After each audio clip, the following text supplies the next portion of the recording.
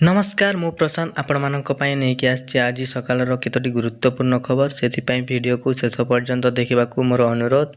चलतु सकाळर खबर उपर नजर पकाइबा।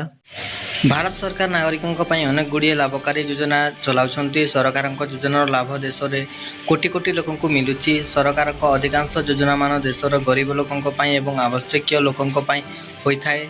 सरकार एपरी एक योजना प्रधानमंत्री विश्वकर्मा योजना। यह योजना रे आर्थिक दुर्बल लोकंकु सरकार लाभवान करथांती। 17 सेप्टेम्बर 2023 यह योजना आरंभ होता एवं एपर्यंत अनेक लोक जोड़ी होती।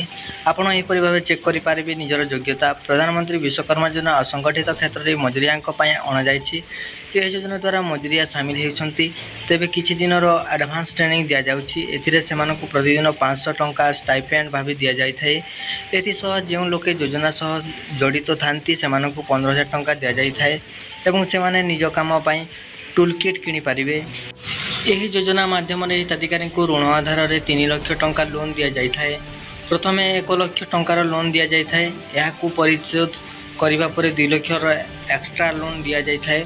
प्रधानमंत्री विश्वकर्मा योजना किसी योग्यता को अंतर्भुक्त कर जो आधार में असंगठित क्षेत्र में यही मजुरिया को लाभ प्रदान कर मालगुंथा कारकार बारक राजमिस्त्री मोची लुहारे काम करुवा लोके यही योजना हिताधिकारी हो पारिबे। दर्शक बंधु एमती जदि सबुदिन वीडियो देखा चाहूले ताहले मो चैनल को टिके सब्सक्राइब करके बेल आइकन को दबी दिंतु कहीं मु जब वीडियो अपलोड करी आपण पाखु नोटिफिकेशन पलैजिब। परवर्ती खबर खूब शीघ्र राज्य में लागू हो आयुष्मान भारत गोपबंधु जन आरोग्य स्वास्थ्य बीमा योजना। राज्य में खूब शीघ्र लागू हो आयुष्मान भारत गोपबंधु जन आरोग्य स्वास्थ्य बीमा। एने स्वास्थ्य मंत्री मुकेश महालिंग मंगलवार सूचना देते।